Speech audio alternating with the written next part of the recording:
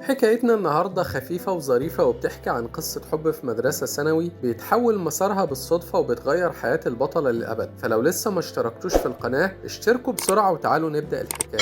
وحكايتنا بتبدأ مع بنتنا الحبوبة اللي بتتكلم عن أول قصة حب مرت بيها، وكان عمرها في الوقت ده 5 سنين، ولكن لسوء حظها الولد اللي حبته وهي صغيرة سافر مع عيلته لبلد تانية. ولما ربنا بيوفقها وبتعترف لزميلها في الفصل في المدرسة الابتدائي بحبها وهو كمان بيبادلها نفس المشاعر، أسرته بتنقله لمدرسة تانية فبتحس وقتها بالإحباط. وبتحكي لنا بطلتنا الحبوبة إنها خدت من والدها جينات الشعر المجعد بتاعه، ودي بتبقى أزمة ومأساة بالنسبة لها بتعيش معاها باقي حياتها، على عكس أختها اللي خدت جينات مامتها علشان كده شعرها طالع ناعم زي الحرير. وواضح إن بنتنا سوء الحظ ملازمها طول حياتها، علشان لما بتحب ابن الجيران وبتروح ترن عليه الجرس بيطلع ابن الجيران وبيروح لها على البيت وبيخبط عليها، فبتكون في الوقت ده بتحاول تجهز شعرها، فأختها بتخرج تقابله فبيديها الورد وبيوعدها. ومن هنا بتبدأ مأساة بطلتنا الحقيقية مع شعرها المجعد. وبتقرر بطلتنا من يومها إنها مش هتعترف بحبها لأي شخص تاني، وإنها مش ممكن توعد أي حد باقي حياتها. وفي الوقت ده بنشوف زميلاتها في المدرسة وهم جايين ينادوا عليها في البيت علشان تنزل تروح معاهم على المدرسة. وبيمشوا البنات الأربعة مع بعض وهم رايحين على المدرسة وبيطلبوا من سيري إنهم يبدلوا معاها الكرسي بتاعها جوه الفصل علشان زميلهم الصرصار اللي بيقعد جنبهم وبيوجع دماغهم كل شوية. وهنا بيظهر في الشارع وبينادي عليهم، والبنات بيجروا قدامه وهو بيجري وراهم، وبنعرف ان ده صديقهم الخامس. وبيوصلوا الشباب عند ثانوية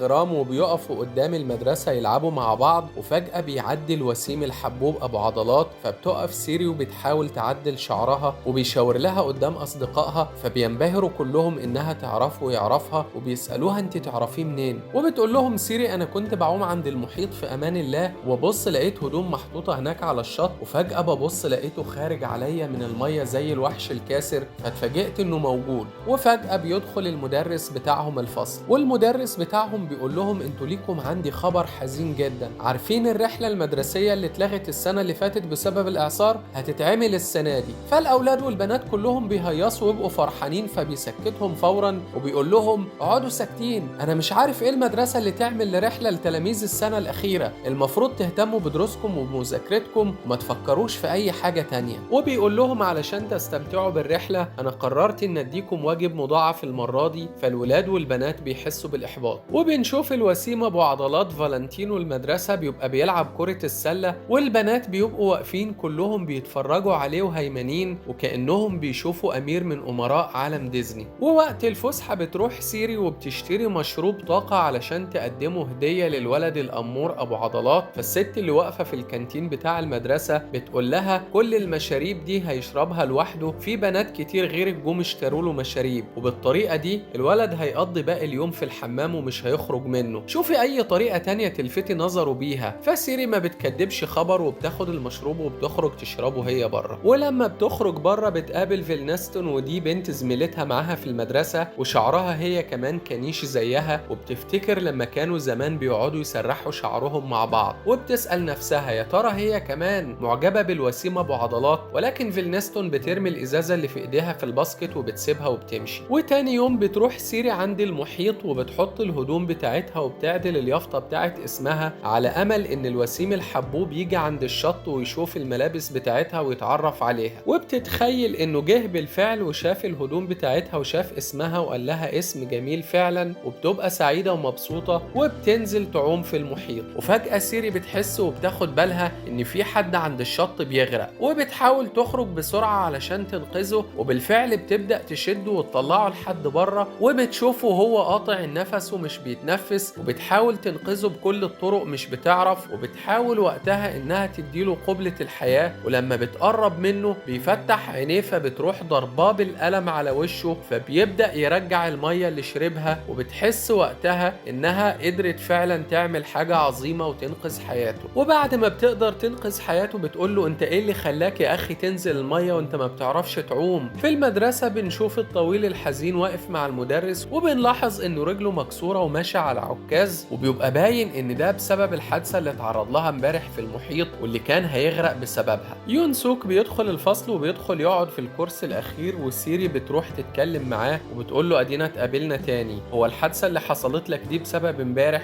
فبيقول لها تقريبا. وفي الوقت ده صديقاتها وصديقهم الصرصار بيبقوا بيتفرجوا عليها وهم مندهشين، يا ترى تعرفوا منين وهو جاي من سول اصلا ومحدش في البلد دي يعرفه خالص. والبنت الشقية بتقول له احمد ربنا اني كنت موجودة امبارح وانقذت حياتك، والا كنت هتبقى في ورطة كبيرة. ولما بترجع عند اصدقائها بيتلموا كلهم حواليها وبيبقوا عايزين يعرفوا منها تفاصيل الموضوع. فبتقول لاصدقائها يا جماعة الموضوع بسيط ومفيش حاجة حصلت اصلا بيني وبينه، ده انا كنت في المحيط امبارح وكان هيغرق. فبيقولوا لها انت رحت عند المحيط عشان تقابلي هيون الوسيم. فبتضحك وبتسكت. وبنشوف يون سوك وهو نايم وبيحلم انه بيغرق، وبيقوم من النوم وهو مفزوع. والعيال بيخرجوا من المدرسة والدنيا بتمطر، وبيكون يون سوك ماشي قدامهم ومش عارف يمسك الشمسية بتاعته وهو بيتسند على العكاز. فبيقف الصرصار وبيقول للبنات بصوا يا بنات شايفين يون سوك ماشي ازاي ومش عارف يمشي. فبتروح سيري وبتحاول تساعده وتحاول تشيل عنه حاجة من الحاجات اللي ماسكها في ايده. وفي الوقت ده بيظهر المدرس بتاعهم وبيوقف الصرصار وبيقول له يا ناطع انت شايف زميلك رجله مكسورة ومش عارف يمشي، مش تخلي عندك شوية نخوة وتمد ايدك تساعده او تعمل اي حاجة معاه. وبيوقف سيري وبيقول لها فين البطاقة بتاعت اسمك مش شايفها. فبتقول له معلش والنبي يا استاذ ضاعت مني. فبيقول لها لو جيتي بكرة من غيرها انا هعاقبك عقاب شديد، انا هسامحك النهاردة عشان موقف الشهامة والرجولة اللي انت عملتيه ومساعدتك ليون سوك علشان هو مش عارف يمشي بشكل كويس. وتاني يوم وقت الغدا بنشوف العيال طالعين عاملين زي التيران الهايجة، كله بيزاحم بعضه علشان يلحقوا ياخدوا الوجبات بتاعتهم. وبنشوف سيري وباقي العصابة وهم بيقرروا انهم يساعدوا يون سوك وانهم يقفوا جنبه ويدعموه وانهم يجيبوا له الوجبة بتاعته علشان مش قادر يتحرك بسبب رجله المكسورة. والبنات بيختلفوا مع بعض ينادوه اخويا الكبير او ينادوه بألقاب رسمية ولا ينادوه باسمه عادي علشان هو اكبر منهم بسنة. فسيري بتقول لهم خلوا البساط احمدي وارفعوا التكليف. فهو بيقول لهم انا مع سيري وبأيد وجهة نظرها، مفيش داعي للرسميات، خلينا كلنا ننادي بعض باسامينا، انا زيكم مفيش حاجة يعني. والعيال العفاريت بيقولوا له احنا سمعنا ان سيري انقذتك امبارح عند المحيط. فسيري بتقول له بالفعل انا لو ما كنتش موجودة كان زمانك في خبر كان دلوقتي. فبيقولوا له صحيح هي اللي انقذتك، يبقى لازم تعزمنا على ايس كريم. وبيقعدوا كلهم يهتفوا ويقولوا ايس كريم ايس كريم. وبالفعل بيطلع الولد مغلوب على امره وبيشتري لهم كلهم ايس كريم كنوع من انواع العرفان بالفضل ورد الجميل لسيري واصدقائها. وهم قاعدين بياكلوا الايس كريم الصرصار بيقول له انا سمعت انك اعتذرت عن امتحان القبول للجامعه. فبيقول له عرفت الكلام ده منين؟ فبيقول له ما اكدبش عليك انا سمعت استاذنا بيقول كده. وبنشوف البنات وهم بيعلقوا كارت اسم جديد لسيري بدال اللي ضاع منها عند المحيط. وواحده من البنات بيقولوا لها انت مش فاكره ضاع منك فين؟ فواحده تانية بتقول اكيد حد لقاه وخده. فيون سوك بيحط ايده في جيبه بيطلع البطاقه اللي عليها اسمها. فواحده من البنات بتقول ان واحد يحتفظ بالبطاقه بتاعت اسمك معناها انه معجب بيكي او بيحبك. فبنشوف يون سوك بيرجع البطاقه تاني في جيبه بدل ما يديها لها. وبنشوف سيري وهي واقفه قدام ملعب الكوره ومبسوطه وبتقول لهم يا سلام لو كان هيون الوسيم هو اللي محتفظ بالبطاقه بتاعت اسمي معاه وجه اعترف لي بحبه واداني البطاقه. وقبل ما تكمل جملتها بيشوط هيون الكوره فبتيجي في دماغها وبيجي يعتذر لها وبيقول لها انها مش مقصوده. وبدل ما تتخانق معاه علشان ضربها بالكوره بنشوفها واقفه في حاله من الهيام والبنات بيتلموا حواليها وهم سعداء ومبسوطين لمجرد انه طبطب عليها بايده. والبنات بيقولوا لها ان كل حاجه بتقول ان هو معجب بيكي، لمسته نظرته وقفته قدامك بتقول ان هو معجب ومتيم بيكي. وهي بتسمع الكلام ده وبتبقى سعيده وطايره من الفرحه ومش عارفه تعمل ايه. ولكن يون سوك بيتكلم لاول مره وبيقول لهم ما تكبروش الموضوع، الراجل ما كانش يقصد اي حاجه، واحد شاط الكره وخبطك بيها كان هيموتك وجه قال لك انا اسف ما تزعليش وانتهى الموضوع، فما تعملوش قصه من لا شيء. طبعا البنات كلهم بيبقوا معترضين على كلامه وشايفين ان هو بيقول حاجات غلط وشايفين ان هيون بيحب سيري ومعجب بيها علشان كده جالها واعتذر لها. وتاني يوم بتسمع سيري وهي قاعده في الفصل بنتين بيتكلموا عن هيون وبيقولوا انه بيحب بنت زميلتهم في الفصل التاني وسبب اعجابه بيها شعرها الناعم اللي عامل زي الحرير. وفجأة العصابة بتدخل من بره بسرعة وبيقفوا قدام سيري وبيقولوا لها شعرها ناعم جدا. فبتقول لهم انا مش فايقالكم دلوقتي. فبيقولوا لها اسمعي بس فيلنستون شعرها ناعم زي الحرير لازم تيجي تشوفي بعينيكي. وبيخرجوا بالفعل كلهم يجروا لحد ما بيوصلوا عند فيلنستون في الفصل وبتقف سيري قدامها وبتشوف شعرها فعلا ناعم زي الحرير.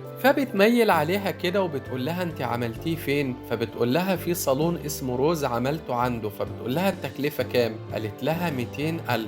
فلما بتسمع الرقم بتتخض لانه كبير جدا وفوق امكانياتها وطاقتها واكتر بكتير من المبلغ اللي هي مجمعاه. وبيوصلوا البنات عند الصالون وبيقفوا قدامه، وبتخرج صاحبة الصالون بتقول لهم اقدر اساعدكم بحاجة، وبتقول لها شعرك مميز وقابل للتمليس. فبترجع سيري على البيت وبتجمع كل الفلوس اللي هي محوشاها وبتعدهم، فبتلاقيهم اقل من 200,000 بكتير. فبتحس بالاحباط وانها مش هتقدر تملس شعرها زي فيلنستون، وده معناه انه هيون هيفلت من ايديها ومش هتقدر توقعه في حبها ولا توعده. علشان كده بنشوفها وهي رايحة واقفة قدام الصالون تاني يوم وهي زعلانة وحزينة، وبتروح تمشي من جنب الصالون وفجأة بتشوف يون سوك وهو جاي وبيكلم الست صاحبة الصالون، فبتعرف انها مامته. وتاني يوم في المدرسة بيدخل يون سوك الفصل فبتشاور له، ولما اليوم الدراسي بينتهي بتخرج بسرعة وبتطلع تجري ناحية الصالون، فبيشوفها وبيعمل نفسه مش واخد باله وبتستخبى وبتخرج تقابله. واول ما بتشوفه بتعمل نفسها مش واخدة بالها وكأنها شافته بالصدفة، وبتقول له انت جاي تعمل شعرك ولا ايه؟ فبيقول لها ده الصالون بتاع مامتي. فبتقول له ايه ده، معقولة؟ ده انا لازم ادخل احييها واسلم عليها. وبتدخل بالفعل وبتسلم عليها وبتقول لها انها زميلته في المدرسة وانها كمان اللي انقذته اول امبارح من الغرق. فمامته بتندهش كده لما بتسمع الكلام وبتعرف ان البنت مهتمة بابنها جدا، وبتفتكر انها كانت جات وسألتها على تمليس الشعر، وبتقول لها لو خليتي بالك من يون سوك واهتميتي بيه لحد ما يفك الجبس بتاعه انا هعمل لك شعرك ببلاش ومش هاخد منك فلوس خالص. سيري بتبقى مبسوطة جدا بالاتفاق وانها هتعمل التمليس السحري لشعرها ببلاش، وبتقوم كل يوم من الفجر وبتنزل تجري وبتوصل عند بيت يون سوك علشان تاخده من ايده توصله لحد المدرسة زي ما اتفقت مع مامته،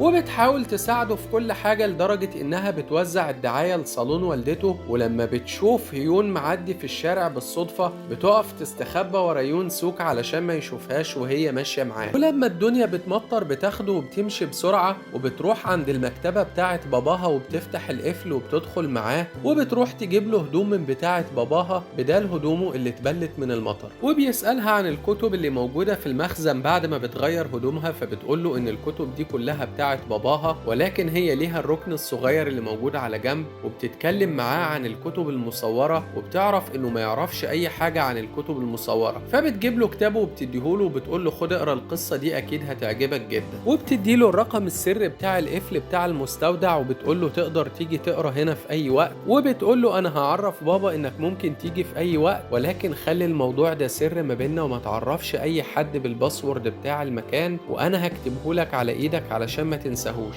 والعصابة بتتجمع وبيبقوا قاعدين في الفصل علشان يعملوا هدية كده علشان تقدمها سيري لهيون، وبتبقى عبارة عن ورق بيطبقوه بطريقة معينة ولازم يعملوا عدد كتير جدا منه. فبيدخل عليهم يون سوك وبيقف وبيقول لهم انا معرفش اللي انتوا بتعملوه. فبيقولوا له انت ليك دور مهم جدا ولازم تشاركنا في اللي احنا بنعمله لانك صديقنا دلوقتي. وبنشوف سيري بتقول له انت لازم تعمل ده، انت ليك دور كبير في المهمة وليك دور كبير في اني اقدر اواعد هيون. فبيقول لها يا ترى دوري ايه؟ فقالت له دورك اني اساعدك علشان اقدر اخلي مامتك تعمل لي تمليس الشعر اللي وعدتني بيه، وكمان دورك انك تقعد معانا وتعمل زي ما بنعمل بالظبط. فبيقعد معاهم بالفعل وبيتعلم منهم ازاي يطبق الورق علشان يعملوا كمية كبيرة تقدمها سيري لهيون يوم ما يوعدها لأول مرة. وبنشوف يون سوك وهو مهتم الأمر سيري وبيطلع كمية كبيرة من الورق من جيبه علشان يساعدها في المهمة بتاعتها وعلشان يخليها تبقى فرحانة. وتاني يوم بتروح له عند صالون مامته علشان تاخده توديه المدرسة زي كل يوم. وبنلاحظ ان الولد بدأ يتعلق بيها وبدأ يحبها وعايز يساعدها بأي طريقة رغم انه ما بيتكلمش ولا بيقول لها اي حاجة، ولكن كل ما بتيجي سيرة هيون بيبقى مخنوق ومتضايق وحاسس انه عايز يقول لها ما تتكلميش عنه تاني قدامي ولا تجيبي سيرته. وبنشوف سيري وهي بتطلب من عبقري الفصل يبدل الكرسي بتاعه معاها ويسيب وبيسيبها تقعد يوم من نفسها جنب هيون، فبيقول لها فوقي لنفسك، انت فاكره ان هيون هيرضى يبصلك ولا يعبرك اصلا؟ هو انت فاكره نفسك من مستواه؟ وطبعا بيبقى يون سوك شايف وبيبص وبيسمع ومتضايق من اللي بيشوفه قدامه، وبيبقى مستغرب ازاي هي مضحيه في نفسها كده وبتحاول تفرض نفسها على هيون سوك اللي مش دريان ولا حاسس بيها، رغم انه هو مغرم بيها وهي مش حاسه بيه. وسيري بتمشي معاه زي كل يوم وبتوصله من المدرسه لحد الصالون بتاع مامته،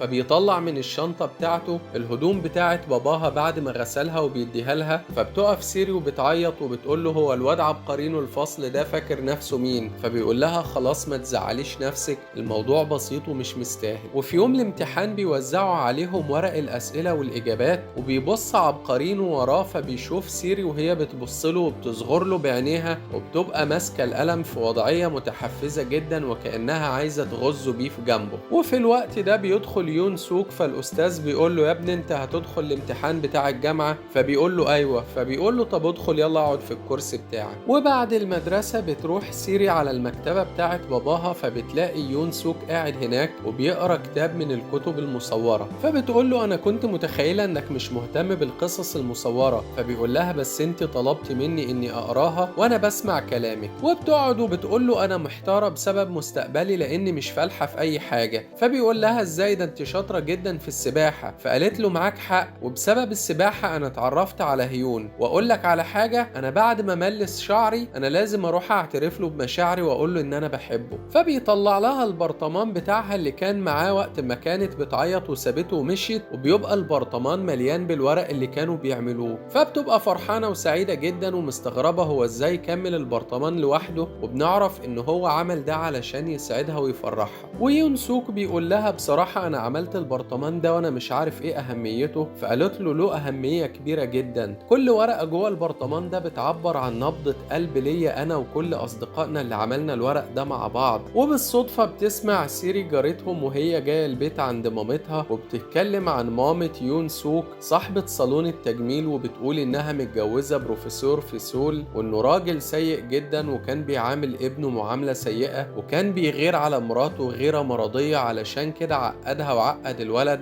وتسبب في انفصالهم عن بعض. وبتعرف منهم كمان ان خالة يون سوك عايشه في امريكا، وان هو ومامته ممكن يسافروا امريكا علشان يعيشوا هناك معاها بعد المأساة اللي مروا بيها مع والده وهم عايشين في سول مع بعض، وان هو اللي تسبب في انه يون سوك ما يقدمش على الجامعه وما يروحش الجامعه السنه اللي فاتت. وبالليل بتروح سيري على المكتبه بتاعت باباها وبتدخل وبتلاقي يون سوك موجود هناك مع باباها، فبتقول له انت بتعمل ايه هنا؟ فباباها بيقول لها انا اللي قلت له يستنى علشان ياكل معانا المكرونه الحاره اللي انا بطبخها له دلوقتي. وبتعتذر له انها سابته ومشيت بشكل مفاجئ اخر مره، وبتقول له انا ما كنتش فاكره انك ذكي بالطريقه دي، فبيستغرب من كلامها. وباباها بيديله كاميرات تصوير هديه بتستخدم لمره واحده، وبيقول له في المخزن جوه في الاف الكاميرات منها تقدر تيجي تاخد العدد اللي انت عايزه ولا يهمك. فسيري بتقول له انه باباها بيدير استوديو تصوير، وانه الكاميرات دي بتجيله تقريبا ببلاش، فممكن يجي اي وقت ياخد اللي هو عايزه. وبتشتبك هي وباباها وهم قاعدين مع بعض علشان بيلومها على مستواها الدراسي وبيهزر معاها، وبيبقى قاعد يون سوك بيتفرج عليهم هما الاتنين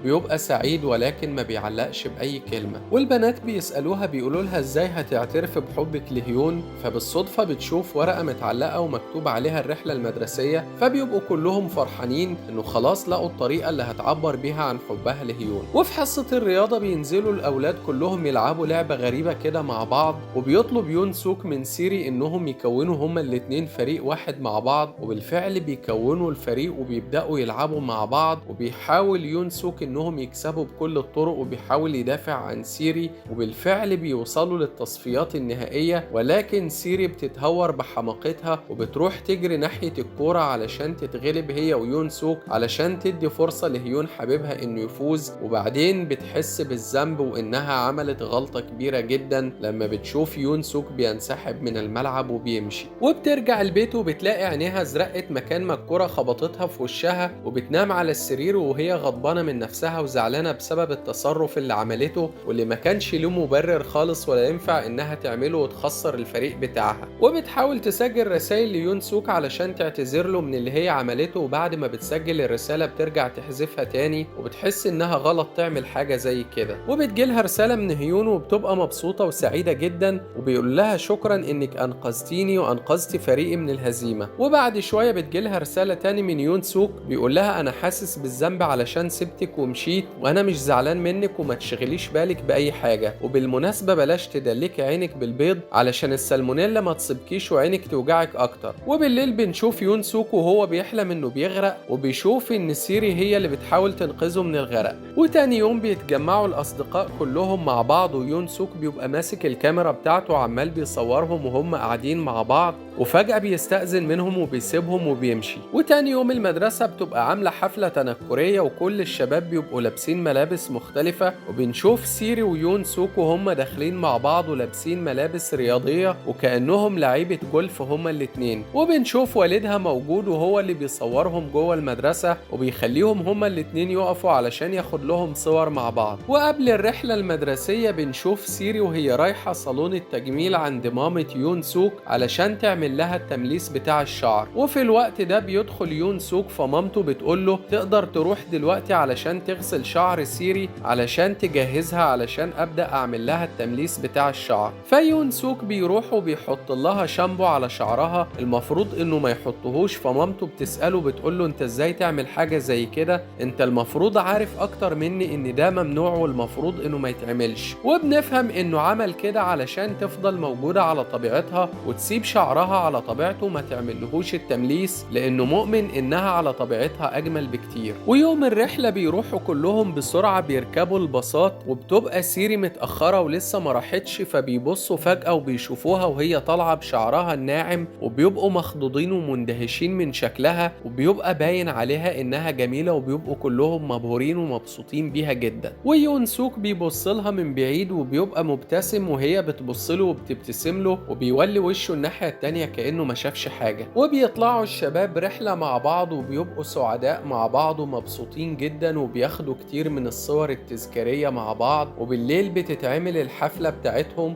وبيطلع كل واحد من الطلاب وبيتكلم عن الذكريات بتاعته مع والده ووالدته، وانهم ازاي بيضحوا علشانهم وازاي بيدعموهم في مسارهم التعليمي، وازاي بيبذلوا اقصى جهد ممكن علشان يخلوهم سعداء، وبيبقوا ممتنين جدا لأهاليهم. والعصابة بيسيبوا الحفلة المدرسية وبيروحوا يجهزوا مكان هتعترف فيه سيري لهيون بحبها، وبيبقوا كلهم واقفين مستخبيين بعيد، وبيروح الصرصار لهيون وبيقول له تعالى امشي في الطريق ده لحد ما توصل لمكان فيه حاجة مهمة جدا مستنياك هناك. وهيون بيروح بالفعل وبيلاقي سيري واقفة هناك وبيقف يتكلم معاها، فسيري بتقول له بخجل انها جاية النهاردة علشان تعترف له بحاجة مهمة جدا. والولد بيبقى باين عليه هو كمان الإحراج، فبتقول له انا كنت جاية المفترض هعترف لك بحبي، لكن للأسف اكتشفت ان انا من جوايا مش عايز اعمل كده، واكتشفت من جوايا ان في انسان تاني ببقى سعيدة جدا ومبسوطة وانا معاه، وببقى على طبيعتي جدا ومش محتاجة اغير اي حاجة في شكلي ولا في ملامحي علشان ارضيه واعجبه وابان الفتاة المثالية بالنسبة له. فبيقول لها انا حاسس بالغيرة من غير ما اعرف الشخص ده، فبتقول له انا بتمنى لك التوفيق، ولكن للاسف كل شيء اسمه نصيب. وبتسيبه وبتمشي، وبيرجعوا الاتنين للحفلة تاني وبيقعدوا، فبيتلموا حواليها العفاريت وبيسألوها وبيقولوا لها ايه اللي حصل، فبتقول لهم بلاش تفضحونا،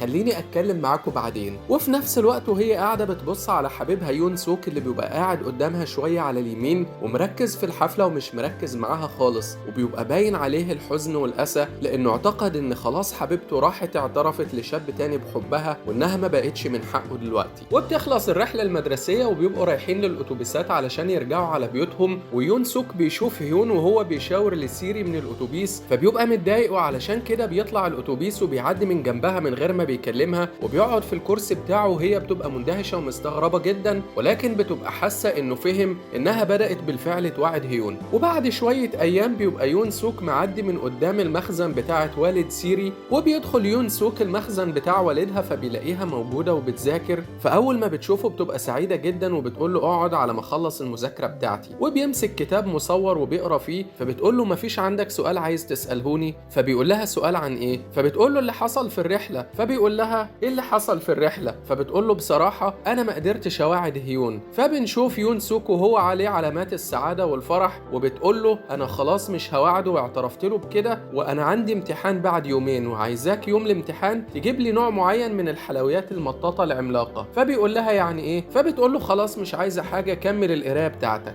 وبيخرجوا العفاريت مع بعض من المدرسه، وهم خارجين بيلاقوا يون سوك واقف بيتكلم مع فيلنستون. فبنشوف سيري وهي متضايقه او حاسه بالغيره، لكنها ما بتبقاش عارفه ايه اللي ورا المقابله دي. وفي الصالون بنشوف يون سوك قاعد قدام مامته وجنبه علبه حلويات عملاقه، فماما بتساله ايه اللي انت جايبه معاك ده؟ فبيقول لها دي حلويات مطاطه عملاقه سيري كانت طلبتها مني وانا هروح اوديها لها. وبالفعل ما بيكدبش خبر، وبيروح لها على البيت وبيبقى ماسك الحلويات ورا ظهره وبيرفعها بين ايديه وبيمدها لها. فبتقول له ايه ده؟ فبيقول لها الحلويات المطاطه العملاقه اللي انت طلبتيها. فبتتخض وما بتبقاش مصدقه ان هو عمل حاجه زي كده. ولما بيجي يمشي بتقول له استنى، انت ايه اللي بينك وبين فيلنستون؟ فبيحس انها غيرانه عليه، فبيقول لها دي مجرد زميله في المدرسه. وقدام المدرسه بنشوف كل الاهالي واقفين بيشجعوا اولادهم علشان يتوفقوا في الامتحان بتاعهم. وبنشوف سيري وهي ماشيه لوحدها، وفجاه بيظهر قدامها دبدوب كبير وبيبدا يشاور لها ويشجعها وبيمدلها شنطه فيها هديه. فبتبص في الشنطه اللي فيها الهديه بتلاقيها نفس الهديه اللي كانت مع فيلنستون، وكان نفسها يبقى معاها واحده زيها. والدبدوب بيحضنها حضن كبير وبيتمنى لها التوفيق، وبتدخل الامتحان وهي طايره من السعاده. وبنشوف سيري بعد الامتحان قاعده في البيت قدام الهديه اللي جابها لها يون سوك الدبدوب، وبتبقى هيمنه على نفسها وفرحانه وسعيده جدا. وبتخرج العصابه كلها مع بعض بعد المدرسه، ولكن سيري بتستأذن منهم وبتقول لهم بعد اذنكم انا لازم امشي، عندي ارتباط. وبرضه نفس الشيء يون سوك بيستأذن منهم وبيسيبهم وبيمشي، ولكن كلهم بيروحوا يتلصصوا عليهم وبيشوفوهم الاتنين ماشيين مع بعض، فبيتأكدوا ان الاتنين بدأوا يواعدوا بعض. وبنشوف يون سوك وسيري مرتبكين جدا، ويون سوك بيطلع الكاميرا بتاعته وبيبدأ يصورها وبيوصلها لحد البيت، وبيقفوا الاتنين قدام البيت وبتبقى خلاص هتدخل البيت. فبيقول لها ايه رأيك نتمشى شوية؟ فبتقول له انا موافقة جدا، وبيطلعوا الاتنين يتمشوا مع بعض. وبيوصلوا الاتنين عند المحيط وبيروحوا لنفس المنطقة اللي اتقابلوا فيها اول مرة، وبتفكروا وبتقول له فاكر لما وقعت هنا وانا اللي انقذت حياتك؟ فبيقول لها دي لحظة لا يمكن تتنسي على الاطلاق. وبيقول لها في الوقت ده انا كنت بمر بمحنة عظيمة جدا وبايام صعبة، ولكن القدر كان مخبي لي مفاجأة ان بنت بتعوم في المية هي اللي تيجي تنقذ حياتي، وبعد وقت قصير جدا تتحول وتبقى حبيبتي. وبيطلع البطاقة اللي مكتوب عليه اسمها وبيديها لها، وبيقول لها انا سعيد انك كنت الانسان اللي انقذ حياتي. وبيمسك ايديها فبتتفاجئ بيه وبتقرب منه، وبتحس لاول مرة انها بتحب من قلبها بشكل حقيقي. وفي اللحظة دي بيعترف لها بحبه وبيقول لها انا معجب بيكي. فبنشوف الابتسامة المخفية على وشها، والاتنين بيبقوا في حالة من السعادة والانطلاق،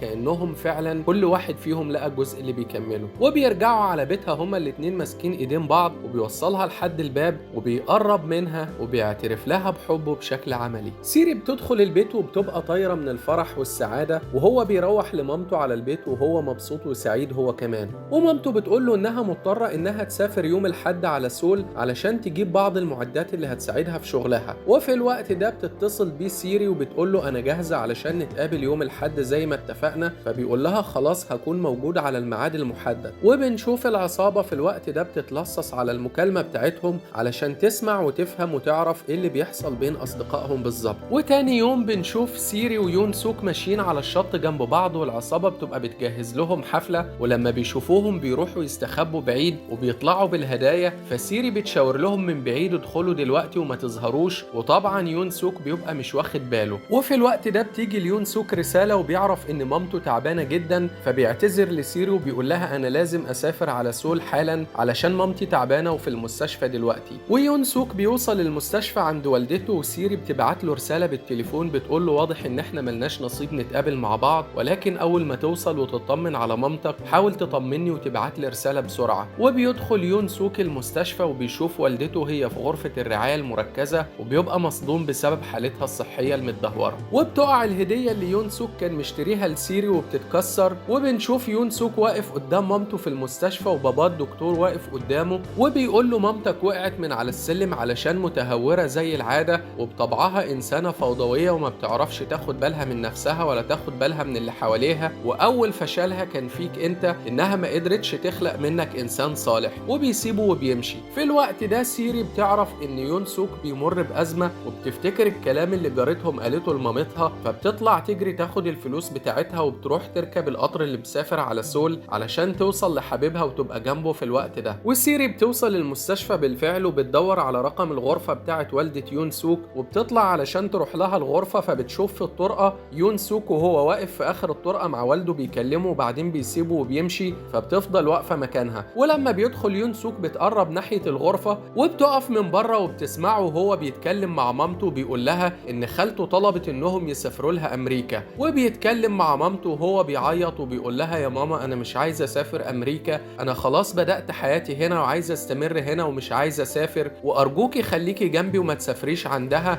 مش عايز أبقى محروم من الأب والأم في نفس الوقت. والولد بينفعل وبينهار في العياط وبيقول لمامته أنا أملي الوحيد دلوقتي إني أرجع لبوسان. وحبيبته بتبقى واقفة وشايفة وبتسمع، وبترجع على محطة القطر من غير ما تقابله ومن غير ما تدخل تشوف مامته، وهناك بتبعت له رسالة من التليفون وبتقول له إنها للأسف كانت مخدوعة في مشاعرها ومش عارفة إذا كانت بتحبه ولا لأ، ولذلك بتفكر إنهم ينفصلوا عن بعض. وطبعا يون سوك بيسمع الرسالة بتاعتها ولكن ما بيبقاش مصدقها، لأنه كان بالفعل سمع الرسالة الأولانية اللي بتقوله فيها إنها مشتاقة له جدا وإنها عايزة تشوفه في أقرب وقت. وفي المدرسة المدرس بتاعهم بيوزع لهم فايلات فيها صور الحفلة بتاعتهم وبيهنيهم بقبولهم في الجامعة، وبيقول لسيري أنا ما كنتش متخيل إنك فعلا هتتقبلي في الجامعة. وسيري بترجع المكتبة بتاعت باباها وبتشيل الكتاب بتاع يون سوك وبتحطه في المكتبة بتاعتها، وبتشوف الكراسة اللي كانت اديتها له هدية وبتمسكها تفتحها، وبتشوف قد إيه هو حاطط الصور بتاعتهم اللي كانت بتجمعهم مع بعض جوه الكراسة،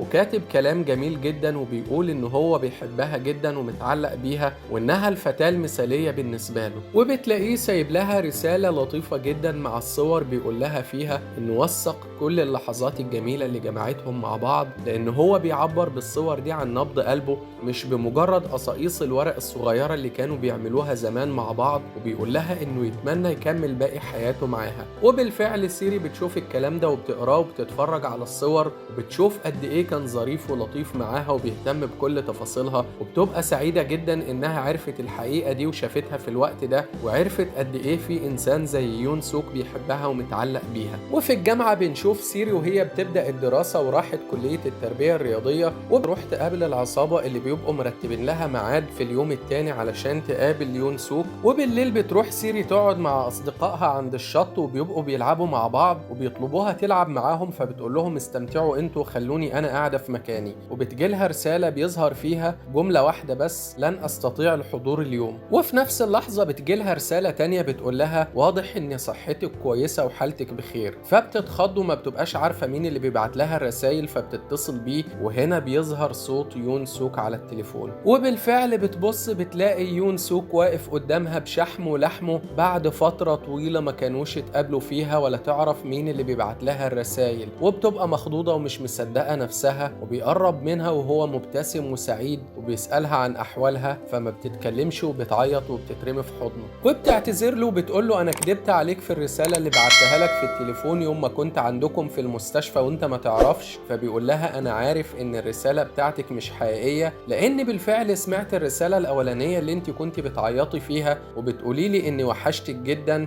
وعلشان كده ما كانش هاممني الكلام اللي انت قلتيه بعد الرسالة الأولى، وكنت عارف انك بتعملي كده علشان تديني مساحة أقرر واختار لحياتي اللي يناسبها. وبينزل الشنطة بتاعته بيطلع لها برطمان كبير فيه الورق الصغير اللي كانوا بيعملوه زمان مع بعض، وبيقول لها أنا قعدت عملتهم بالوحدة وكل واحدة فيهم بتعبر عن نبض قلبي وحبي ليكي، وكنت كل ما بشتاقلك أكتر كنت بعمل شوية كتير وبحطهم في البرطمان علشان أشوف قدامي يوم بعد يوم الحب ده وهو بيكبر. وفي اللحظة دي العفاريت بيبقوا جايين بسرعة وهم بيجروا حواليهم وفرحانين ومبسوطين، وبيلتفوا حواليهم وبيفضلوا يرقصوا بيهيصوا وهم فرحانين انه خلاص اصدقائهم الاتنين اعترفوا لبعض وجمعهم الحب الابدي وانهم خلاص بقوا مكملين حياتهم مع بعض. ودي بالنسبة لهم كانت حاجة سعيدة جدا ونهاية ممتعة ما كانوش يتخيلوا انهم هيوصلوا لها. وبكده يا اصدقائي بنوصل لنهاية قصتنا. قولوا لنا رأيكم في الكومنتات ورشحوا لنا مسلسلات وافلام كورية واسيوية تحبوا تشوفوها معانا، وما تنسوش تدعموا القناة علشان نكبر معاكم وبيكم ونشوفكم في قصة جديدة.